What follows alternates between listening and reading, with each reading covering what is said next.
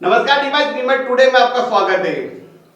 आज मनासा में प्रख्यात संत पंडित प्रदीप मिश्रा की कथा शुरू होने से पहले ही निरस्त हो गई। शिव महापुराण की कथा आज से 7 अप्रैल तक प्रारंभ होना थी। श्रद्धालु लाखों की संख्या में जुट चुके थे। व्यासपीठ पर पंडित प्रदीप मिश्रा आ गए थे और लोगों को लगा था कि वे शिव महापुराण की कथा प्रारंभ करेंगे, लेकिन उससे पहले ही उन्होंने घोषणा कर दी कि मस्तिष्क में चोट लगने के कारण वे अब कथा नहीं कर पाएंगे और मनासा सहित आगे की जो कथाएं वे भी निरस्त की जाएंगी। पंडित मिश्रा के इतना कहते ही सनसनी फैल गई। अखबारों से लेकर इलेक्ट्रॉनिक्स और अन्य मीडिया कर्मियों भी सचेत हो गए कि आखिर ऐसे कैसे कथा निरस्त हो सकती है। पंडित प्रदीप मिश्रा ने कथा निरस्त करने का कारण बताया कि उनके मस्तिष्क में चोट लगी है, जिससे वे ज्यादा कथा नहीं कर पाएंगे और डॉक्टर ने आराम करने की सलाह दी है। क्या कहा, पहले आप यह सुनिए। कथाकार कथा करना पसंद करते हैं, कथा कहना पसंद करते हैं। पीछे महादेव की होली सीहोर की हुई, महादेव की होली आष्टा की हुई।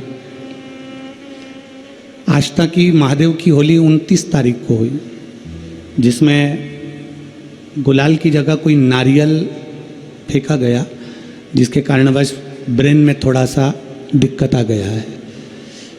तो जो गुम्मा, जैसे कि चोट लगती है तो गुम्मा ऊपर उठता है, तो अंदर की ओर चोट लगने के कारण अंदर सूजन हो गई है ब्रेन में। तो डॉक्टरों के हिसाब से माइंड पर ज़्यादा जोर नहीं दे सकते और लगातार दवाइयों पर अभी थोड़ा सा रहना पड़ेगा। तो जब तक डॉक्टर परमिशन नहीं देते तब तक कथा हम कर नहीं सकते।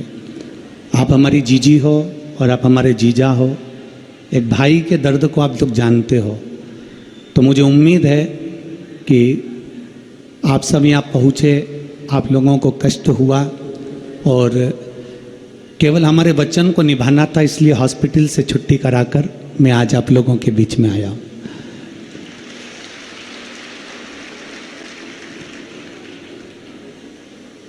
थोड़ा कष्ट आपको हुआ होगा कि आप लोग अपना अपना खर्चा कर कर यहाँ तक पहुँचे होंगे, पर विश्वास रखिएगा, हम देवड़ा परिवार को ये वचन देकर जाते हैं और मनासा वालों को ये कोई खर्चा आपको नहीं करना पड़ेगा। अगले वर्ष विठलेश सेवा समिति इस कथा को करने के लिए इन्हीं यजमान के पद पर हम आएंगे। आपने सुना पंडित प्रदीप मिश्रा ने कहा कि एक नारियल की चोट के कारण उनके मस्तिष्क में चोट लगी हो, जिससे वे कथा नहीं कर पाएंगे। यह घटना 29 तारीख की है और होली खेलने के दौरान यह घटना हुई। लेकिन दूसरी बात और बड़ा सवाल यह भी उठ रहा है कि यह सूचना पहले भी दी जा सकती थी।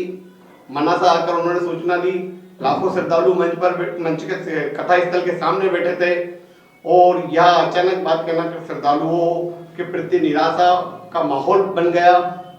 दूसरी बात यह भी सामने आई है कि कथा स्थल पर पर्याप्त व्यवस्था नहीं थी, क्योंकि 2 लाख से ज्यादा लोग कथा स्थल पर आ रहे थे और आने वाले समय में यह जो संख्या 5 लाख तक बढ़ना थी।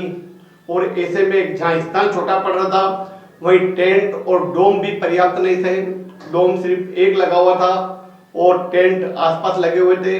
पानी की व्यवस्थाओं को लेकर भी सवाल खड़े हो रहे थे और कहीं ना कहीं इन अव्यवस्थाओं को लेकर भी हो सकता है पंडित प्रदीप मिश्रा ने यह निर्णय लिया हो कि कहीं कोई अप्रिय घटना ना घट जाए, जिससे कथा को स्थगित किया जाए। और अगली बार उन्होंने घोषणा की कि वे यह कथा स्वयं के खर्चे पर करेंगे।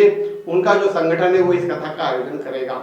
उन्होंने धन्यवाद दिया देवड़ा परिवार को, जिन्होंने कथा को लेकर यह आयोजन किया। साथ ही उन्होंने मनासा की जनता, सांसद, विधायक, कलेक्टर, एसपी, कमिश्नर सबका आभार व्यक्त किया और साथ ही यह वादा किया कि वे अगली बार आएंगे तो खुद के खर्चे पर इस कथा का आयोजन मनासा में ही करेंगे। लेकिन उनके जो मस्तिष्क पे चोट लगने की बात कही जा रही है, हो सकता है यह घटना घटी हो, वास्तव में भी यह घटना सही भी है, लेकिन यह इससे भी इंकार नहीं किया जा सकता कि मनासा में कथा स्थल पर अपर्याप्त व्यवस्थाएं थी। नीमच कलेक्टर और मनासा एसडीएम पहले ही अनुमति निरस्त कर चुके थे। चूंकि व्यवस्थाओं को लेकर वे संतुष्ट नहीं थे, कई तरह के पॉइंट उन्होंने क्लियर कराए थे, उसके बावजूद भी व्यवस्थाएं दुरुस्त नहीं हो पा रही थी और ऐसे में लाखों लोगों श्रद्धालुओं की संख्या को कंट्रोल करना भी एक बड़ा चुनौती था। और यह भी हो सकता है कि स्वयं पंडित प्रदीप मिश्रा ने इन सभी बातों का संज्ञान लेकर इस कथा को स्थगित कर अगले साल स्वयं के खर्चे पर और स्वयं की व्यवस्था पर करने का निर्णय लिया। लेकिन इस पूरे मामले में एक निराशाजनक माहौल यह है कि श्रद्धालु जो लाखों की संख्या में जुट रहे थे वे मायूस हो गए। कथा स्थल पर ही करीब 1.5 लाख के आसपास पब्लिक वहां आ चुकी थी और इसके साथ ही प्रतिदिन यह संख्या लगातार बढ़ती। 5 दिन से लोग श्रद्धालु वहां डेरा डाले हुए थे। ऐसे में कथा का निरस्त होना वास्तव में श्रद्धालुओं को मायूस करना है। लेकिन अब सिर्फ इंतजार किया जा सकता है पंडित प्रदीप मिश्रा की अगले साल होने वाली कथा तक।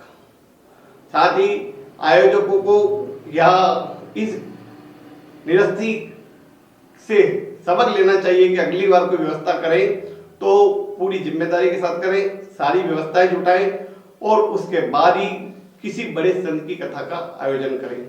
देखते रहें न्यूज़ टुडे।